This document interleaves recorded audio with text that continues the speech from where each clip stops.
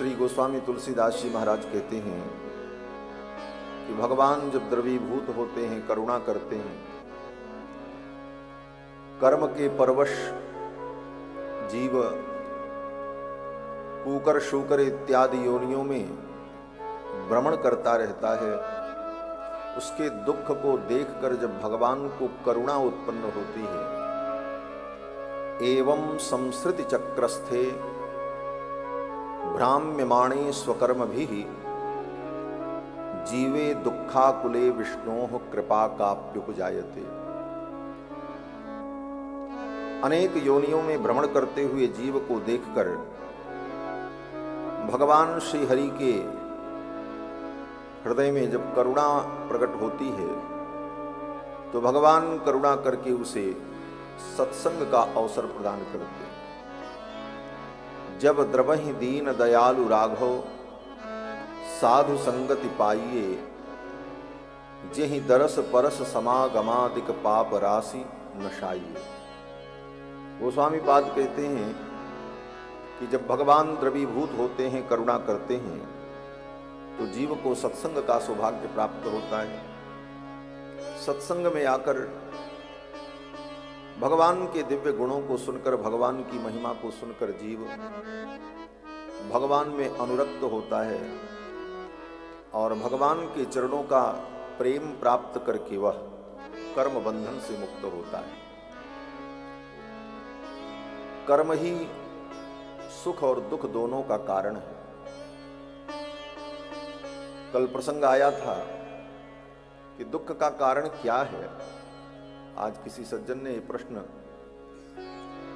कक्ष में किया मुझसे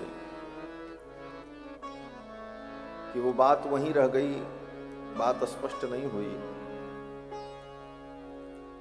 कि दुख किस कारण से।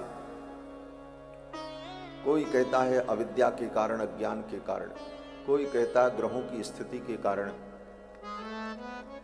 कोई कहता है कि रोगादि के कारण, और रोगादि अनियमित दिनचर्या और अव्यवस्थित जीवन के कारण।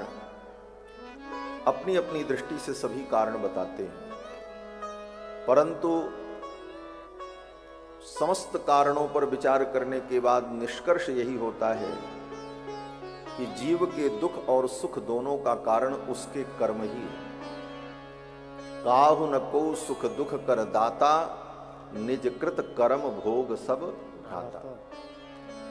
दुख और सुख को देने वाला कोई नहीं है, कर्म का ही भोग जीव को भोगना पड़ता है।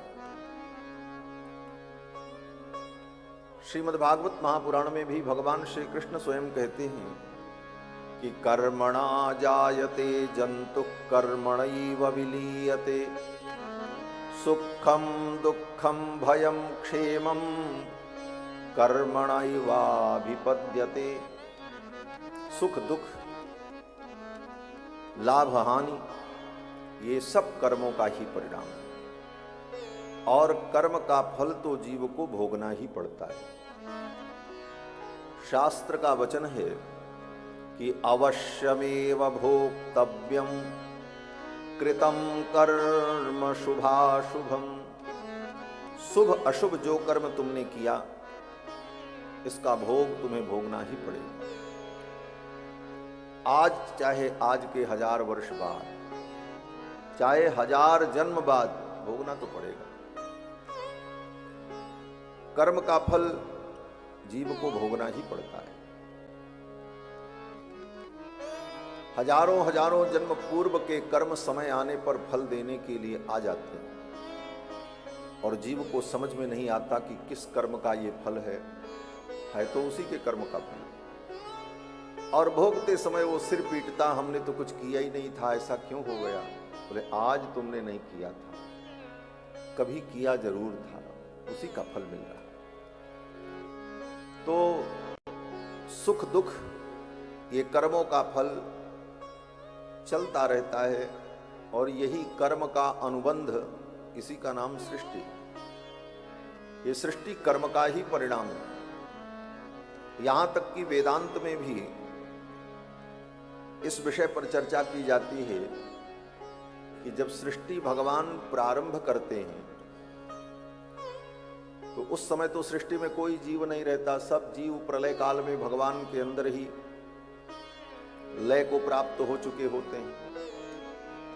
तो फिर भगवान जब सृष्टि करते हैं तो ये विषम सृष्टि, कोई पशु, कोई पक्षी, कोई मानव, कोई देवता, इन जीवों में भेद क्यों होता है जब उन्होंने अभी कोई कर्म किया ही नहीं, अभी तो सृष्टि शुरू होने जा रही। तो वहां भी कर्म रूपी कारण का चिंतन किया जाता है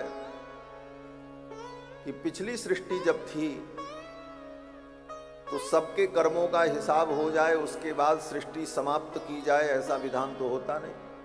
अचानक सृष्टि समाप्त होती है, प्रलय हो जाता है। और उस प्रलय काल में जीवों के कर्मों का हिसाब नहीं हो पाता, अपने अपने कर्मों की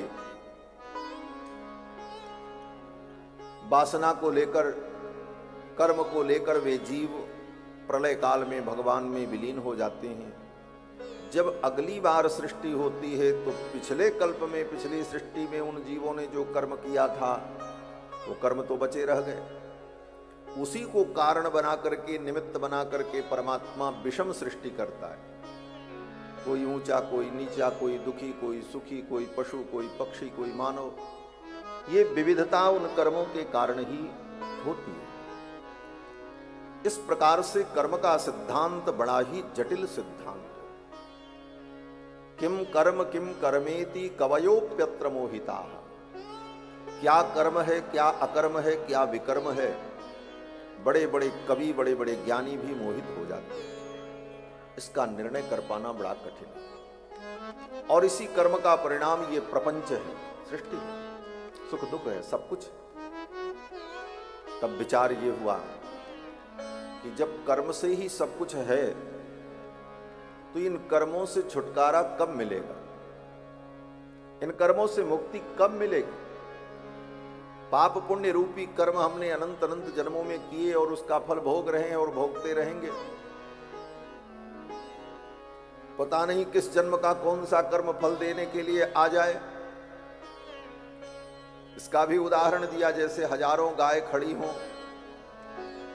और बछड़े को आप छोड़ दो तो बछड़ा जिस गाय का होगा वो अपनी मां के पास ही दौड़ करके जाएगा, दूसरी गाय के पास नहीं जाएगा, क्यों बोले उसी ने उसको जन्म दिया।